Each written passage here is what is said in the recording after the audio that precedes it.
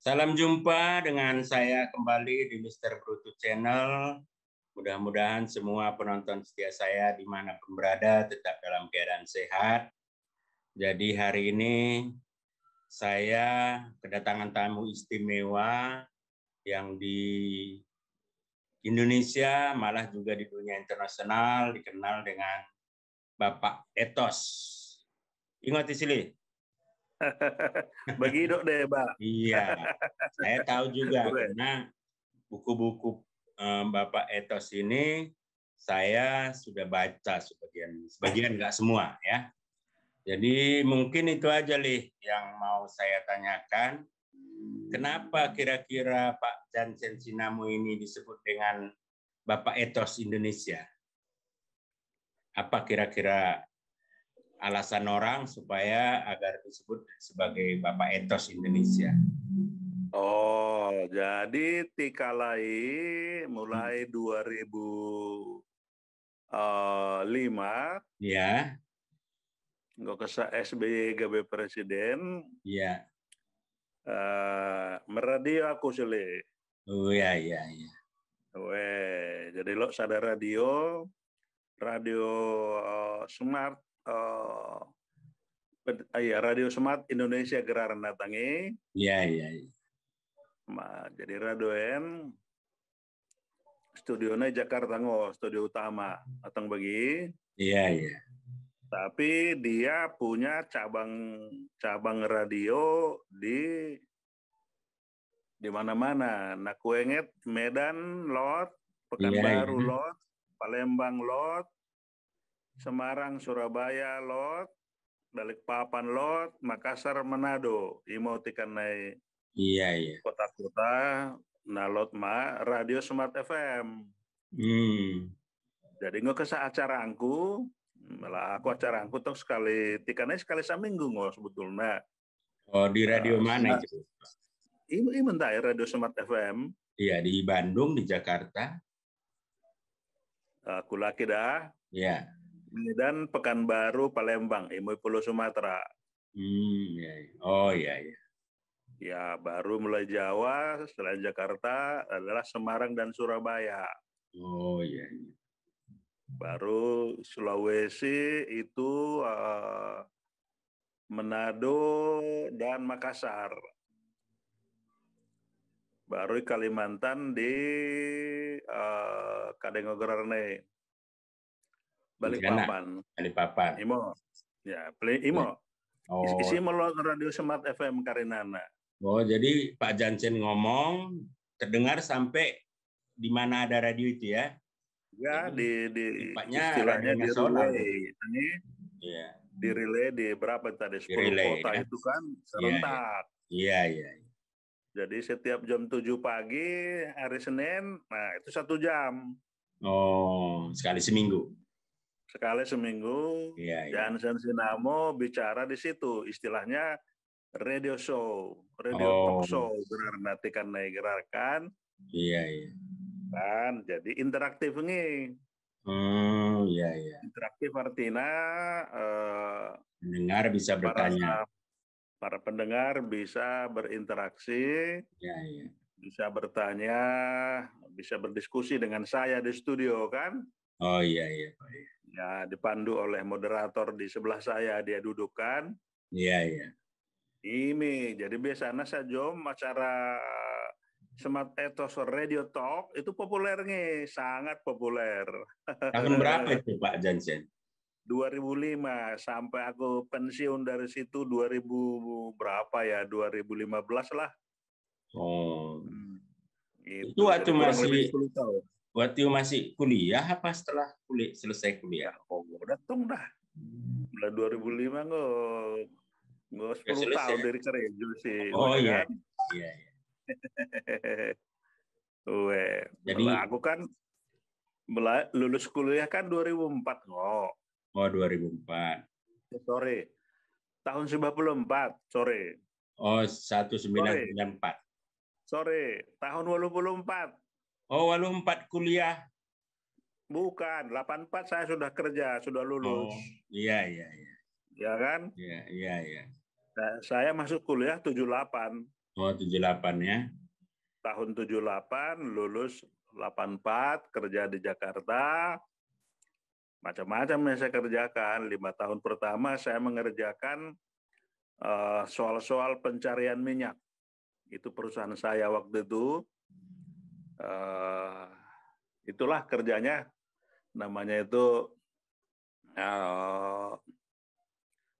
bagian yang sangat khusus dalam industri perminyakan, yakni eksplorasi. Nah, kita mencari di mana saja ada lokasi minyak di Indonesia. Itulah pekerjaan dari perusahaan ini. Saya di situ kerja. Oh, emang latar belakang pendidikannya apa, Pak Jansen?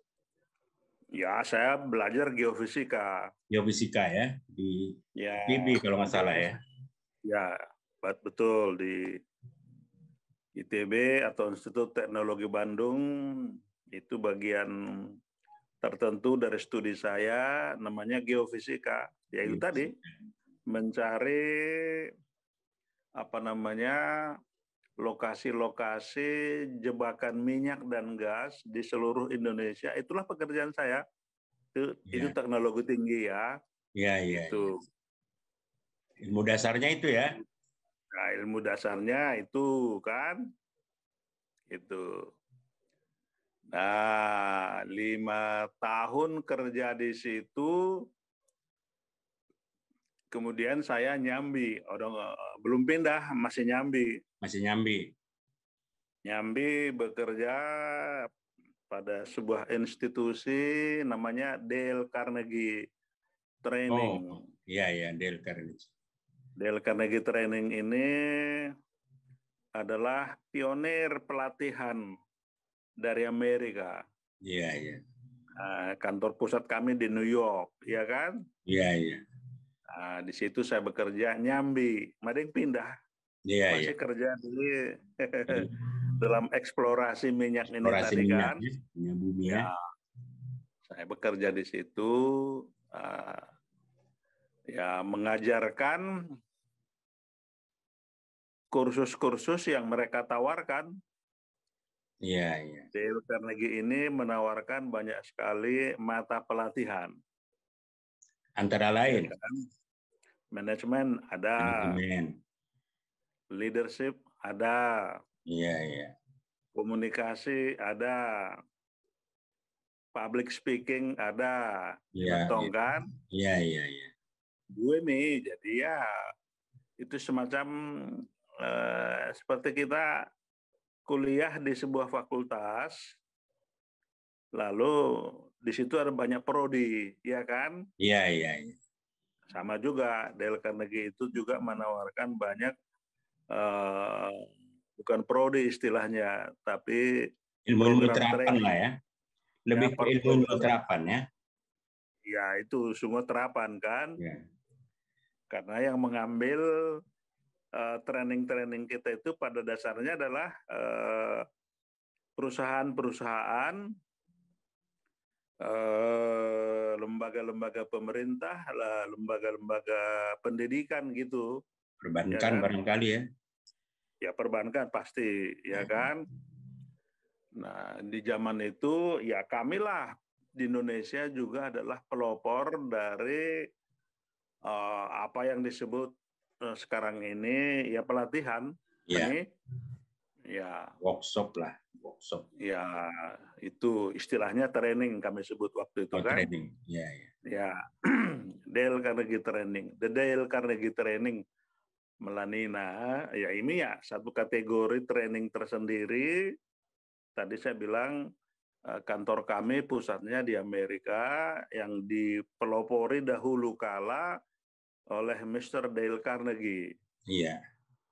Nah, itu kenapa pelopornya lah itu Dale Carnegie. Mr. Dale Carnegie ini sudah memulai trainingnya tahun 1912. Wah, udah cukup tua ya. Ya, dia juga pelopor di dunia. Iya.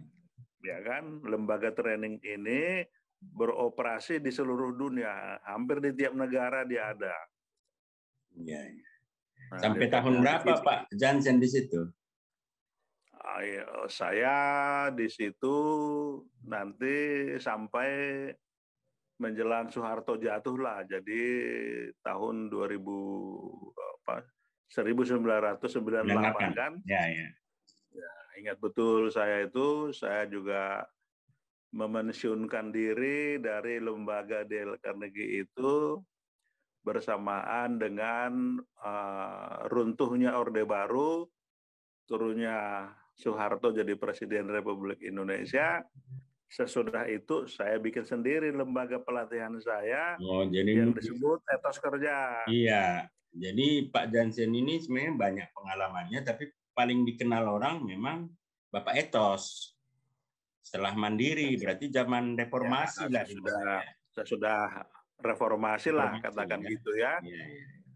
Saya menulis buku 8 etos kerja profesional untuk menandai saya keluar dari Dale Carnegie Training itu. Iya. Karena orang begitu keluar dari Dale Carnegie Training tidak boleh mengajarkan training-training yang dahulu diajarkannya. Yang sama dengan Dale ya? Iya, itu dilarang itu secara bisnis, nggak boleh kan? Iya, iya. Nah, saya kebetulan pasti kan butuh mata training yang baru. Nah, jadi saya tulis dulu bukunya.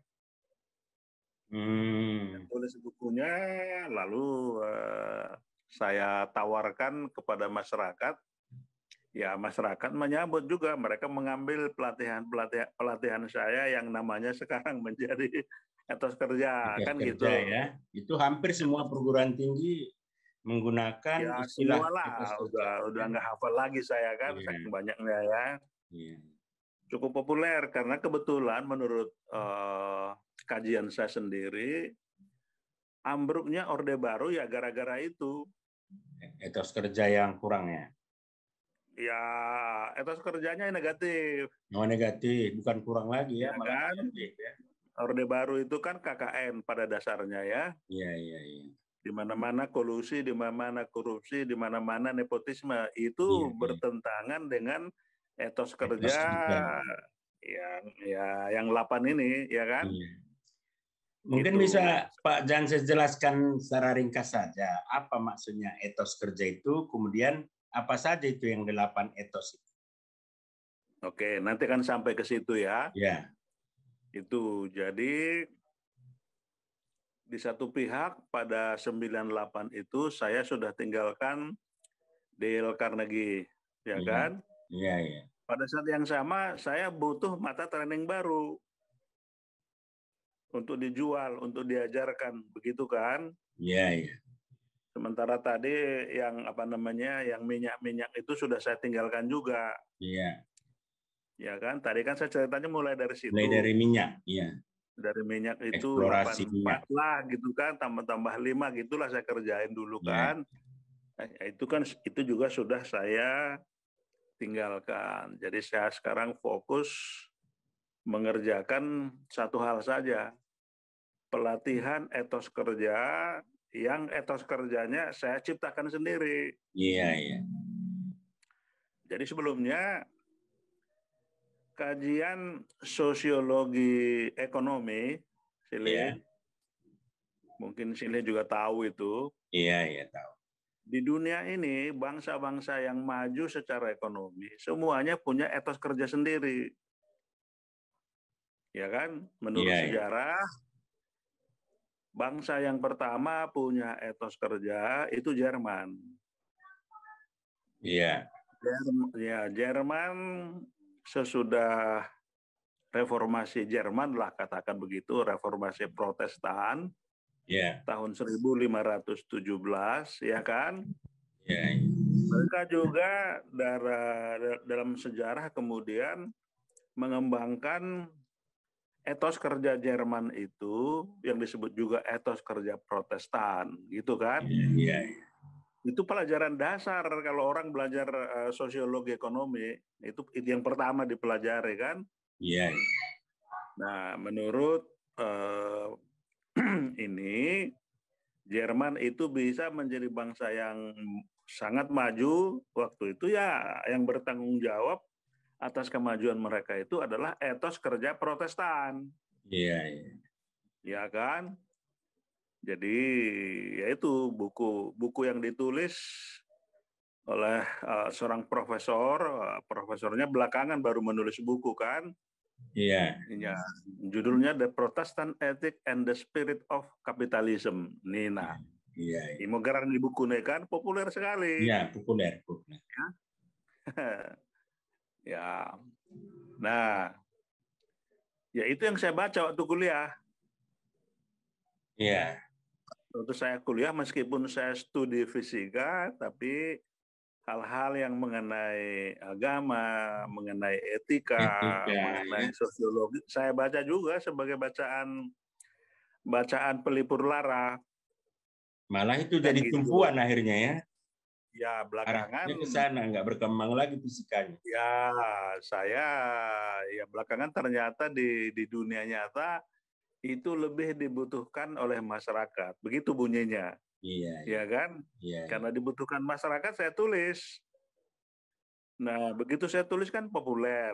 Iya. Ya kan? Saya juga tidak nyangka bisa jadi populer. Karena populer itulah saya diminta oleh Radio Smart FM menjadi pengisi acara. Oh, jadi Begitu. duluan bukunya jadi ya? Duluan bukunya, duluan trainingnya ada. Lalu orang-orang dari Radio Smart FM merasa, wah ini bagus kalau dibikin radio talk khusus ya? di radio Bisa. mereka sekali seminggu. Iya, iya. Jadi ibaratnya sekali seminggu saya bicara etos kerja kepada Indonesia lah, dari Medan sampai Manado kan gitu. Iya, iya. Nah di radio selalu ada yang disebut calling sign, call sign, tangi. Iya, iya. Jadi ya nama julukan lah sebenarnya untuk setiap pembicara seperti saya. Oh. Karena di Radio Smart FM itu pembicara utama bukan cuma Jansen Sinamo. Iya, berbagai Senin topik ada, dan tema Selasa ya. ada, begitu tuh sampai Sabtu kan? Iya, iya, iya. Ya, itu saya kan tadi pagi. Iya, iya. Pagi, Senin pagi saya, tapi Senin sore ada yang lain. Iya. Jadi kami di Radio Smart FM itu ada 10 pembicara utama berbicara mengenai 10 topik yang berbeda. Iya, iya. Saya spesialis etos kerja profesional kan gitu ya. Iya, iya. Sebab saya sudah punya nama di situ, punya buku di situ. Ibaratnya saya sudah punya otoritas di situ kan. Iya, iya. Begitulah yang 10 ini. Masing-masing bicara dengan topiknya. Tentu saja akibatnya saya tambah populer dari Sabah, ya. dari Medan sampai Manado tadi kan. Merauke, ya. 10 kota itu. Lalu Radio Smart FM memberi calling sign buat saya, namanya Guru Etos Indonesia. Oh, begitu calling sign saya, ya kan? Sejarahnya dari radio itu ya? Nah, dari radio itu terkenal lah itu ya. Ya, tapi kemudian nama ini punya cabang-cabang lain. Nah, ada yang menyebut saya selain Guru Etos, ada yang menyebut saya Bapak Etos. Bapak Etos. Ya. Ada kalau sekarang ini sudah meluas. Ada yang menyebut saya Silih Etos. Terserah Silih tutur. Terserah tutur lah ya. Kalau tuturnya Silih Etos. Silih Etos. Mambru Etos. Puhun Etos. Empung Etos. Begitu kan. Iya. Begitu ceritanya. Iya, iya. Jadi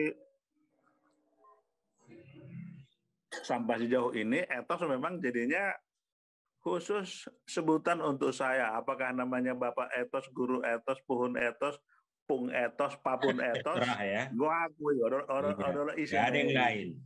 Kalau bicara etos, bapaknya, kakeknya, pamannya, pupunya, pasti Jansen Sinamo. Itu asal usul dari sebutan itu buat saya. Ya calling sign pada awalnya pada Radio Smart FM Tikanai kan? Iya. Padahal radio PPG dari ngomate. Iya, banyak radio sekarang Kan? mati. Radio itu sudah nggak ada lagi, sudah Iya. dibeli orang lain radionya dan dirombak menjadi radio yang berbeda kan? Iya, iya. Imo, bagi ngisili. Bagi cerita nanti, mungkin bagi sikodo kendai mulih biar tahu orang etos itu apa, yang 10 etos itu apa. Ya, Nggak detail jadi kali lah. Ini kan hanya YouTube biar tahu ya aja. kembali kepada buku awal saya tadi yang saya baca waktu kuliah, The Protestant Ethic and the Spirit of Capitalism. Ini Ya. judulnya bahasa Inggris. Ya. Bahasa Jermannya nggak lupa aku. Tangi aslinya buku bahasa Jerman ngo. Iya, iya. Ditulis oleh satu daripada pendiri ilmu sosiologi. Tahun telu kalak ngonina jelmana mendirikan ilmu nama gerar sosiologi. Nah, guru pertama ini yang dari orang Jerman ini namanya Max Weber. Ya, Max Weber, Emil Durkheim. Ya, Max Weber. Ya mau, ya kan? Nah, ada satu lagi mau nidokondenei tangi. Ya, ya. Nah, jadi guru saya di bidang sosiologi yaitu Max Weber. Iya, iya. Saya baca langsung bukunya yaitu The Protestant Ethic and the Spirit of Capitalism. Jadi ingat kan kata etik diterjemahkan ke dalam bahasa Indonesia etos. Iya, iya. Ingat kan? Jadi menurut Max Weber etik itu atau etos itu adalah semangat. Semangat, ya. Semangat. Jadi menunjukkan etos kerja artinya ya semangat kerja. Semangat kerja, bahasa sederhananya ya. Nah, bahasa sederhananya begitu. Iya, iya. Asli kata etik ini berasal dari bahasa Yunani, bahasa Greek atau ngingo. Iya, iya. Etik imo lapatena tendi ningin mau kan? Iya, iya. Semangat, inget dong. Karena mulai asal usul kata semangat di bahasa Indonesia kan kata Arab nih, bahasa Arab. Ya. Iya, iya. Lapatena imo ruh barang petendi. Gairah. Kan? Iya. Gairah. Nah, jadi seseorang menekuni pekerjaannya dengan penuh gairah, dengan penuh etos, dengan penuh semangat, imo orang yang betul leja mengkerejokan karejone. Iya, tidak tahu capek, tidak tahu waktu, nikmat pokoknya, dinikmati ya. Imo, jadi mela guru-guru semangat ibagasan ukurta memang orang yang betul leja karejona. Iya, iya. Habis waktu tidak tahu. Orang yang betul hangke, orang yang betul leja. Iya, iya. Karena bekerja itu menjadi sebuah kenikmatan. Iya. Bukan? Jadi bayangkan kemo, orang Jerman sudah mengembangkan etos kerja mereka 1517 mulai. Iya. Nah, kita masih di awang-awang dari mana? Nah, kita masih di langit nomor 3 kita tangi. Iya, iya. Jadi yang mengembangkan etos kerja ini di Jerman dan negara-negara yang kemudian disebut negara Protestan, tentu pandita-pandita. Iya. Ini kan, lah Jerman kan nggak sebut toh kan, mulai daripada Martin Luther, tahise de manai. Kalau imat tong pandita-pandita reform, nah 1517 itu mengajari umat nikalai kala Jerman manan baru kala Swiss baru nan tambah kala Inggris baru tambah kala negara-negara yang sekarang disebut Norwegia, Swedia, ini kan negara-negara Nordik sini naik imo Eropa Utara tangi. Kan semua itu adalah negara-negara Protestan. Ya kan? Orang yang mengadopsi reformasi Martin Luther dan semua bapak-bapak pendeta ini di gereja Nabi mengajari umat Nabi udah nggak spesifik sebetulnya mengenai etos kerja. Iya. Nah, tetapi dampak daripada jamitan nikalai adalah berakhir dengan berkembangnya itu etos kerja. Ingo kan? Misalnya,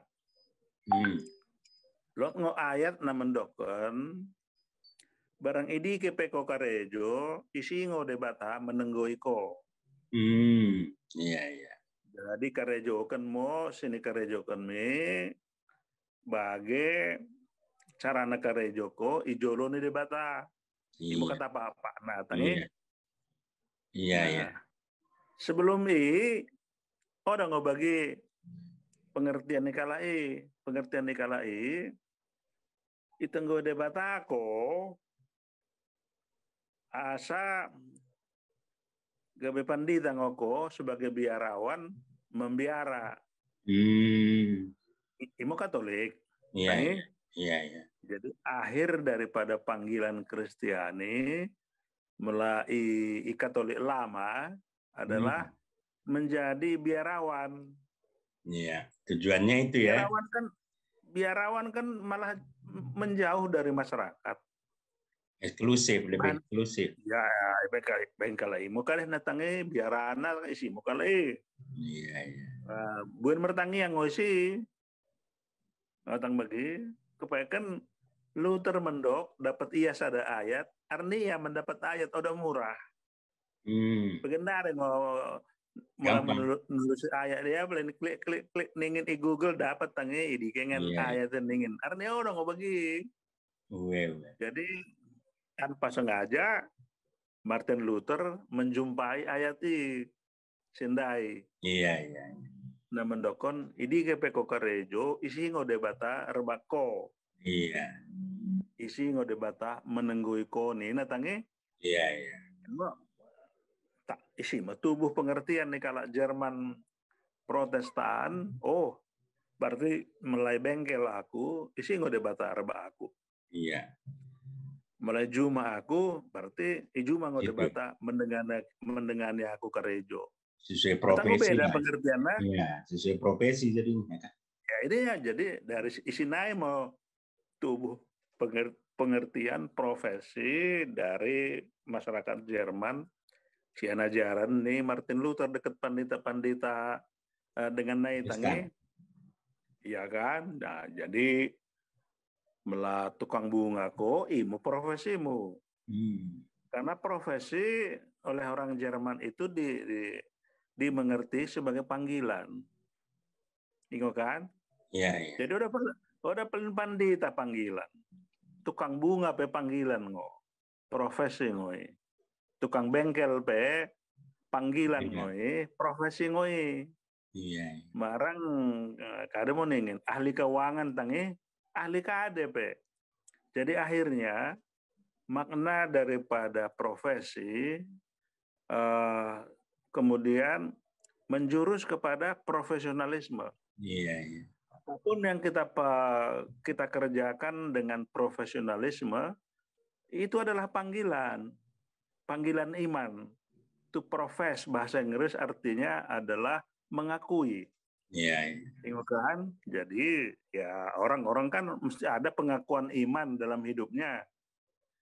Jadi ya begitulah kemudian lahir ada ratusan kalau tidak ribuan profesi atau panggilan sebagai wujud daripada iman kita mengerjakan sesuatu entah di bidang politik, di bidang akademik, di bidang teknik dan sebagainya. Ini mau cerita anak Jerman. Iya. Dan di negara-negara Protestan yang dirangkum dalam buku itu tadi. Iya. The Protestant Ethic and the Spirit of Capitalism. Tangi? Iya. Jadi kebetulan lebih itu naik kan. Jadi entok dong kalimat cabang nen. Etos Protestan dan semangat kapitalisme. Iya. Jadi menurut Weber, cara kerja seperti orang Protestan di negara-negara Jerman dan sekitarnya itu sekaligus juga tanpa sengaja atau tanpa disadari membentuk semangat kapitalisme. Iya. Jadi lama-lama kapital mereka ini makin besar, makin kuat. Jadi contoh sederhana aku bayang tangi, melah lot jumana senterpuk. Hmm. Dia kerjakan dengan profesional, hasilnya 100 kaleng. Tangi? Ya, ya. Nah, tapi akibat pengerjanya yang profesional ini, itu lama-lama jumana tambah belang. Iya, ya. Dekat hasilnya tambah Banyak, belga. tambah melimpah ya. 100 kaleng, nggak bisa 120 kaleng, nggak bisa 150 kaleng, nggak bisa 200 kaleng. Padahal gaya hidupnya tongdos. Iya. Bagi siarnya. Jadi termasuk di dalam pengertian etos kerja ini adalah tidak mengenal yang namanya pemborosan. Iya. Hidup Jadi hemat. paginan di 1000 kaleng, tapi permanganna tong bagi perjuma 100 kaleng. Iya. Imo Jadi lama-lama palungnya tambah belgah, atau bagi? menumpuk ya. Iya. Invest. Jadi kapitalnya bertambah, Iya. atau begingo. Iya. Jadi gaya hidup yang dari tahun ke tahun kapital kita atau modal kita bertambah besar yang menghasilkan lebih banyak lagi, itu disebut kapitalisme. Iya. Jadi menurut Max Weber, i Jerman contohnya di mana orang dari tahun ke tahun bertambah kaya, bertambah kaya, bertambah kaya, bertambah kaya, padahal gaya hidupnya tetap sama. Iya. Nah, ini. Jadi asal ingo daya tarik di Intinya bumi ya. itu kan. Kemudian gini Ya, Pak kan Jansen. tahu, Pak. Itu kan Kan di tahu kan. Jerman. Satu ketika kemudian kan kapitalisme juga dimusuhi. Datang bagi ya terutama gerakan yang dikerjakan oleh ya orang Jerman juga, orang Yahudi Jerman namanya Karl Marx. Datang bagi. Iya, iya. Kalau dia kan memusuhi orang-orang kaya, kapitalisme, ya dia mengemukakan teori lain kan, yang disebut komunisme. Otang bagi, itu. Jadi mungkin gini Pak Jansen, itu kan mungkin terlalu tinggi untuk penonton kita. Tapi bagaimana itu diimplementasikan untuk orang Indonesia yang notabene sangat heterogen. Bagaimana waktu Pak Jansen membuat suatu training, kemudian dasar ilmunya tadi dari Max Weber tentang protestanisme tadi. Bagaimana itu mensinergikan menjadi suatu bahan training untuk masyarakat kita, terutama perusahaan-perusahaan yang multi itu tadi heterogen, majemuk. Bagaimana itu bisa disinergikan? Bang sosiologi oke, saya pala peterang suami sih. Iya, maksudku itu terlalu berat mungkin bagi penonton kita, Pak. Ya, kan? Yang real aja. Karena belum tentu yang tuh si kalak. Iya. Suami sih. Iya. Pengalaman 20 tahun mengajarkan, bahkan sosiolog pun tidak mengerti sampai ke Max Weber. Iya. Ingo kan? Ingo, tapi kan dokter sosiologi kayak kepastian tuh sih kayak kan, peterang suami sih. Iya, iya. Jadi untuk awam Indonesia, ima kubayang waluh etos. Iya. Apa itu, Pak? Bahasanya kudoken kerja adalah rahmat. Ya, kerja adalah rahmat. Satu. Apa tanda apapun pekerjaan kita, pegawai negeri atau dosen atau perjuma-juma, pertiga-tiga, itu semua adalah anugerah Tuhan. Iya. Ima ya. Iya. Iya kan? Iya. Satu, dua. Yang kedua kan kerja adalah amanah. Kerja adalah amanah. Amanah berarti sesuatu yang diberikan atau dititipkan oleh negara kepada kita. Iya, berarti harus bertanggung jawab ya. Ya, di ujungnya kan harus bertanggung jawab. Iya. Imo amanah. Yang ketiga kerja adalah panggilan. Iya. Sindai kan? Iya. Kerja panggilan adalah Tuhan, panggilan ketiga. Panggilan negara, panggilan daripada instansi di mana kita bekerja. Iya. Nomor 3. Iya. Nomor 4, kerja adalah aktualisasi. Kerja adalah aktualisasi. Ya, aktualisasi artinya perwujudan. Iya. Menjadi sesuatu yang lebih berguna. Itu aktualisasi. Iya. Sebenarnya kan istilah psikologi kok sebetulnya. Iya, iya.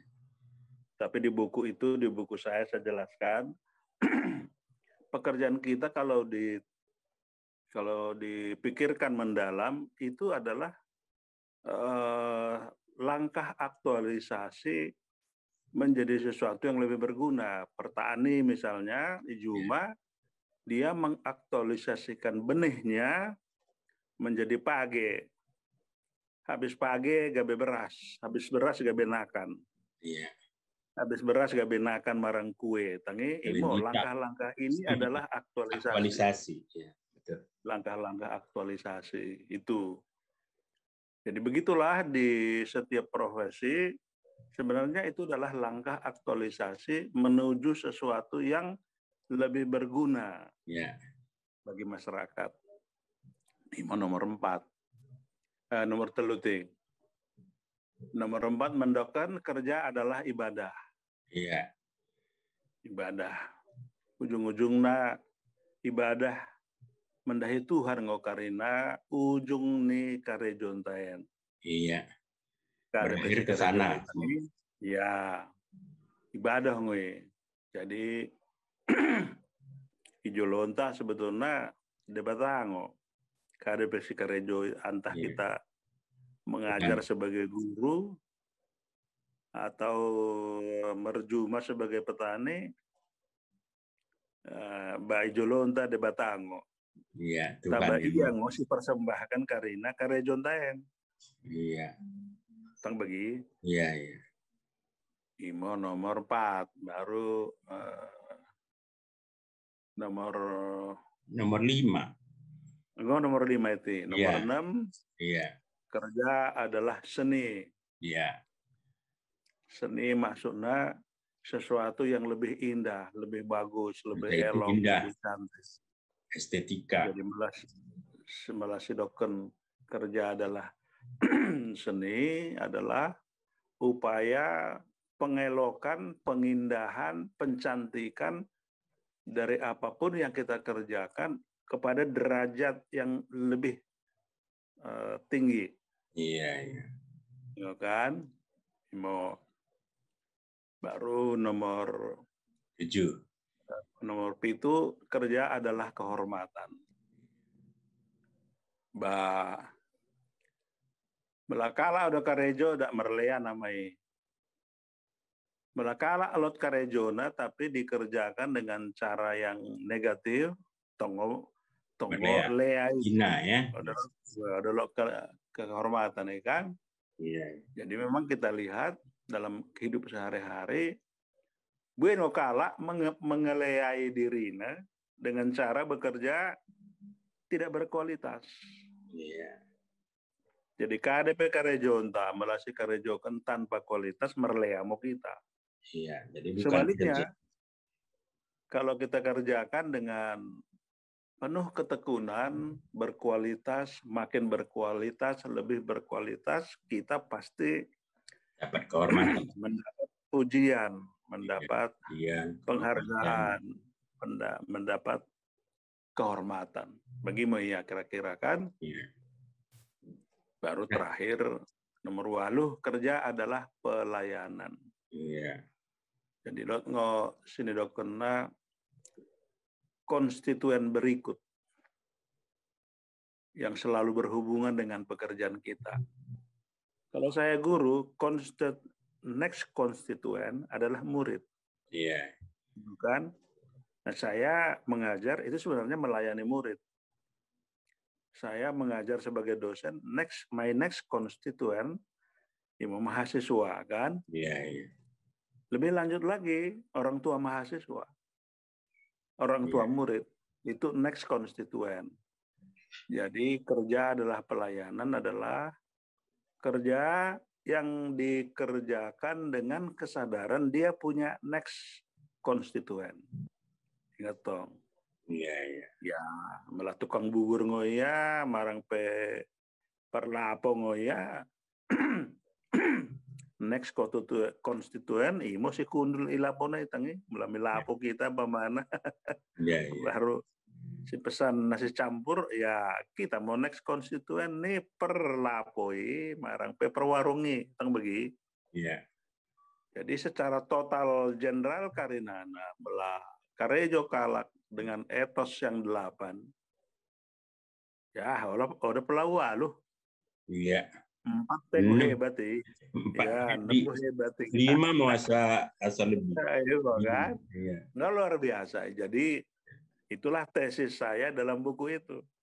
Iya. Kalau Indonesia mau maju bagi Jerman, dia harus punya etos kerja. Etos kerja yang 8 itu. Kalau mau lengkap 8. Karena sampai saya menulis buku itu belum ada yang menulis tentang etos Indonesia. Iya, Jadi iya. boleh dibilang buku saya itu adalah buku pertama dalam sejarah yang bicara tentang etos Indonesia. Kira-kira bagaimana? Iya. Mungkin yang banyak Pak Jajen, kalau kami membahas itu corporate culture, itu banyak bukunya, corporate culture. Tapi agak berbeda dengan etos. Di dalamnya ada juga sedikit tentang beda sekali ya. Kalau bicara corporate culture, budaya perusahaan, etos termasuk di dalamnya. Dia inti justru. Dia inti daripada corporate culture adalah etos kerja. Etos, ya, salah satu ya. Ya, ingat. Ya, ada juga mendapatkan itu dua hal yang berbeda, dua istilah yang berbeda, tapi bicara hal yang sama. Iya. Ingat kan? Iya. Karena korporat ataupun perusahaan atau organisasi kalau mau berhasil, mau sukses, ya harus punya itu. Harus punya etos, ya. Harus punya budaya, budaya kerja yang itu tadi. Etos itu salah satu indikator utama, etos. Nah, etos ini selalu lahir daripada keyakinan. Iya. Bingung kan? Jadi etos ini sangat dekat dengan agama. Iya. Ya kan? Agama apapun itu ya. Agama apapun. Iya. Ya, oleh karena itu kita selalu relevan bicara mengenai etos Kristen atau etos Islam atau etos Buddha. Iya. Atau etos KARP tahu. Pokoknya kalau ada sebuah etos, keyakinan yang punya nama, ya dia pasti mestinya punya etos. Ya, karena etosnya tadi general sifatnya. Agama apapun itu pasti punya etos itu. Ya, jadi itu teman-teman, Bapak etos kita hari ini sedarien jumpa kita simadeng menandai enmo partuanta. Imo Pak Jansen Ulman Sinamo, Pak Tuan lengkapnya namanya. Mungkin bisa sedikit cerita Pak Hulman, dari mana asalnya, di mana kecilnya? Asal usulku lahir di mana mungkin? Ya, lahir di Sukarame. Sukarame ya. Bagi modok Bapak Arnia, Inang Arnia kan? Iya, iya. Saya lahir di Sukarame tahun 1958. Pas ketika saat itu pecah pemberontakan dari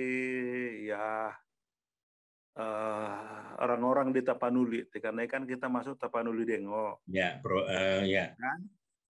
Keresidenan Tapanuli. Ya, melawan pusat. Iya, iya. Jadi Keresidenan Tapanuli Tikanai yang secara militer ada pemimpinnya Kolonel Marga Simbolon. Iya. Memberontak terhadap pusat, terhadap Jakarta. Saat itu ya. Apa sebab pemberontakan itu kan itu kita pelajari kalau tidak salah di buku sejarah SMA sudah kita pelajari. Yang memberontak bukan cuman Tapanuli, Sumatera Barat juga memberontak, Sumatera Selatan juga memberontak kan. Wilayah lain juga. Mungkin topik lain. Itu yang disebut PRRI kan. Iya. Jadi lahir Sukarame, sekolahnya lahir di Sukarame. Bapak itu seorang pegawai negeri. Iya. Pegawai rendahan lah di kantor camat Sukarame Tikalai. Iya, iya. mulai inang pas mau bagi inang pak pada umumnya membantu suami menjadi perjuma-juma. Iya. Kan begingo. Iya, iya. Tapi bapak ini dipindahkan oleh pemerintah tahun 63 mi parongil silima pungga-pungga. Oh, bukan langsung Sidikalang ya? Udah naik parongil silima pungga-pungga naik nola ipindahkan mo misi di Kalang tahun 65 awal katanya gue. Iya, mau kan. Jadi sebetulnya masa sekolahku lebih ingo, lebih PKI ini kamu tuh Iya. Karena kan pecah PKI tahun 65 66 orang bersekolah dia ngaku. Pengen mama yang mau kami dekat dengan sada ada kan, sada kuta anak-anak tekan naikan, tapi tahun 66 nggak masih sekolah aku sih di Kalang SD kan. Kebetulan aku bersekolah lancar terus, SD lancar, SMP lancar, SMA lancar, pertengahan SMA ngomong Bandung aku. Oh, jadi Lanjut. SD SMP di Sidikalang ya? SMA Ya, pertengahan ke Bandung. Ya, SMA pertengahan di Bandung, karena nih kalau cita-cita laku sekolah melanjutkan di ITB, ingo saya pindah aku kan. Iya, iya, iya.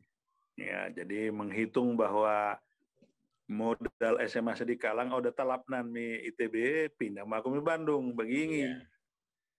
Iya, iya, iya. Akhirnya tamat ITB ya. Sidikalang ini. Ingo. Ya, tikan mi Bandung aku pindah dan kemudian kuliah masuk itu perlu kadeh kan itu lalu termasuk pelopor aku ngosi orang pigading Pak Persidikalang jangankan orang pak. Iya, orang Persidikalang diri ya. dengan tebabe ya bisa dihitung dengan jari lah dikalai di Bandung. ITB ya. ITB mungkin. Iya.